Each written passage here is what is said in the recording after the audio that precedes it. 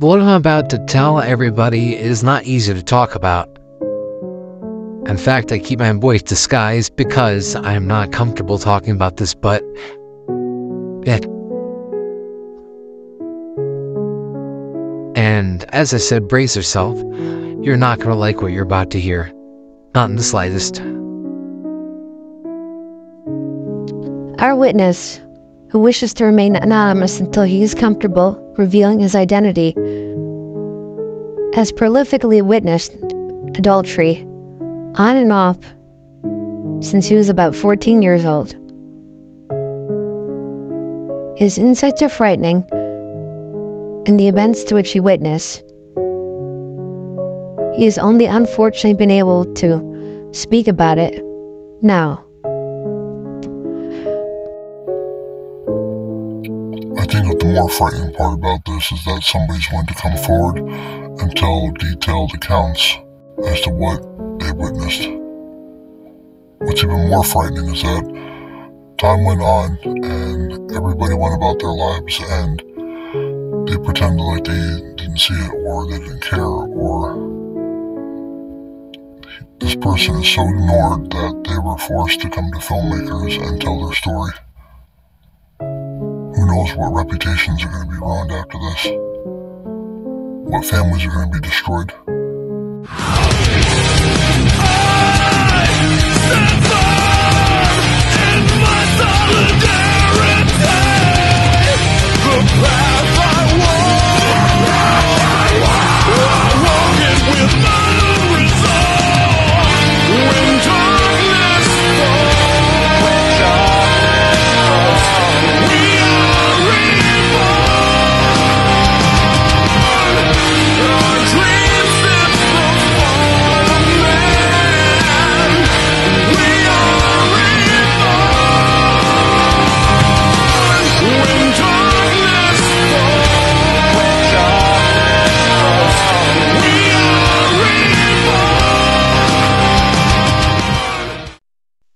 I grew up in a very abusive and troubled home, so when the opportunity to go to this Nazarene summer camp came about, it was a refuge.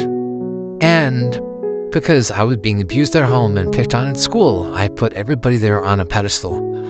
So naturally, I was overly impressionable and I had a lot of desperation. I was desperate not to go home. I would cry like a baby. One time, my 16-year-old self was standing there and I was working during the summertime there when the senior high camp ended at the end of the week, beginning of the summer. Some of us went back to work there and help out the same camp throughout the summer. And I was on the boating dock and the head lifeguard, this happily married woman, or a seemingly happily married woman, one of the other lifeguards, who's a camp counselor, walks up behind her and puts his arms around her waist in a seductive manner, and she says, "Not here, other people are watching." And they completely disregarded that my 16-year-old self is standing there watching them from like 2 feet away. Later on that day, I'm walking toward the shower areas, and I hear two people having sex, and I thought it was her and her husband, and his head pokes up out of the bedroom window. And it was that same camp counselor. I caught them red-handed. And he looks at me with this dead stare, like all the blood rushed out of his face. And from that moment on, he couldn't look at me, but he gave me a death stare and blackmailed me and made it to where I had to keep my mouth shut, otherwise he could have got me excommunicated from that camp. And I relied on that camp every summer because of the abuse I do endure at home. There was another time during family camp, which was the last camp at the end of the summer, and we were playing ultimate frisbee in the rain. And this one girl, who's an excessive flirt, I mean, that's what she did. She would basically either A, touch guys on the shoulder, giggle and laugh. She'd be whatever what all the guys wanted. And turns out all the guys were in love with her, and all the girls had to play buffer and prevent and trying their best to keep guys from fist fighting each other because of her. And to us, we were all love struck at this girl, and we didn't really quite understand that. And she had this punk rock look to her. She was unique. And she used her charm to get away with everything. Well, one time during Ultimate Frisbee, she was wearing these athletic shorts where literally all of her legs were sticking out, and she gets into this leg wrestling match where it became borderline inappropriate. What started off as a harmless game of Ultimate Frisbee turned into a guy and a girl practically dry humping each other in a leg wrestling match in a Christian summer camp in the middle of the field in front of everybody. And the program director did have virtually nothing to step in and do anything about it, which he should have. We asked the witness to get into further detail regarding some of the experiences he had at the summer camp. And again, some of the answers he gave were quite frightening. And that was the social dynamic. In my sick, traumatized mind, I put them all on a pedestal, and I saw them all as saints. They could do no wrong. However, I was not removed from a bad home life just yet. I look back on it today, and I'm absolutely horrified with some of the things that I let slide. I was a joke to them. They walked all over me, they talked about me behind my back, and that girl especially was a major flirt. She would be cold and withdrawn, then talk smack about me like I had some mental deficiency, and then would be flirtatious. I mean, she'd go as far as posing for pictures with me with her arm completely wrapped around me. This is what she did. It was a constant thing with her, and she never quit. I mean, you could tell by the way she carried herself that her parents gave her far too much freedom, and she got away with far too much as a teenager. At one point, she was talking about how she's at a Christian camp, and she's talking about how she rented a limo with their friends and would drive around and get plastered. Meanwhile, they're well underage. And this is the kind of dynamic that went on.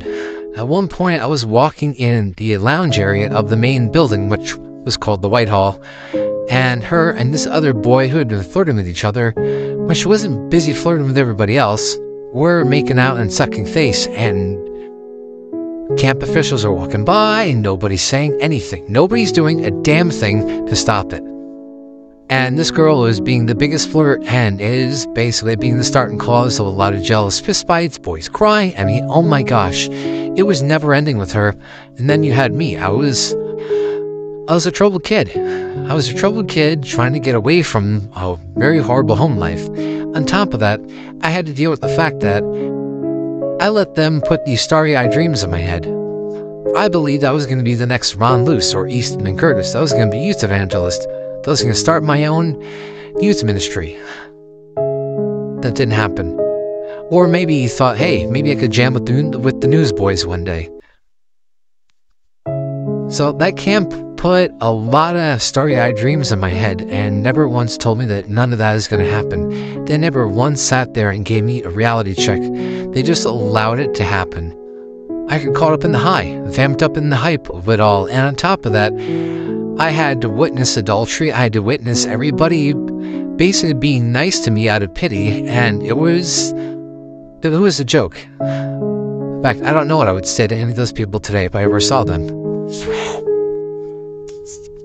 This is the kind of dynamic that went on. The counselor saw it, the program directors saw it, and not once did that girl ever get sent home. And other times, there would be rumors lingering in the air. I mean, one boy who was the son of a minister got caught having a sexual affair with the babysitter of the cook's son. And the very next summer, he was allowed back working there full time. And that was because his father was a pastor. Other people get not allowed to come back because they'll get caught having sexual affairs there on the campgrounds, and they'll pretend like it didn't happen. They'll just not be welcome back the next year. Unfortunately, it's a lot worse when you're the one who witnesses it or when you're on the receiving end. I was born with Asperger's syndrome. and I was abused at home, which means that I had to sit there and live at the mercy at that place of everybody who was nice to me out of pity. They weren't my real friends. They just showed mercy on me because I was so much of a mess that being cruel and mean to me would have been no better than kicking somebody in the nuts. Wow. I don't know whether I should be sick to my stomach or angry. What you have there is a clear-cut sign of somebody who is being taken for a ride, emotionally and socially. That camp should have been exposed and shut down years ago, or his family should have been sitting there interrogating him and giving them explicit detail by detail on what was going on. If he had talked to anybody about it in the real world, that camp would have been exposed and shut down for what was going on.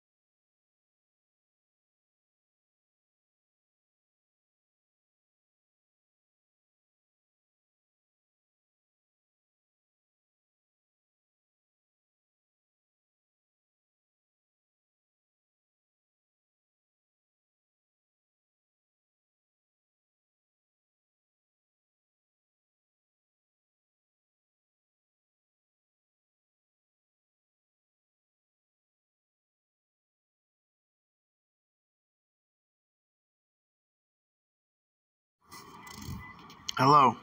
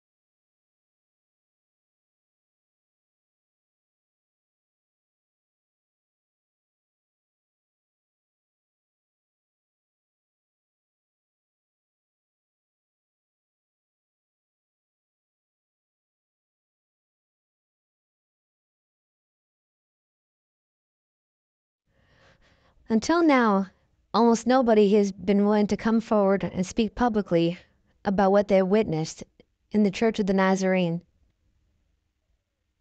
for various reasons. But until now, we've had almost nobody willing to do so. Until today. Hi there, you better brace yourself. Because what I have to say, you're not gonna like it. Not in the slightest.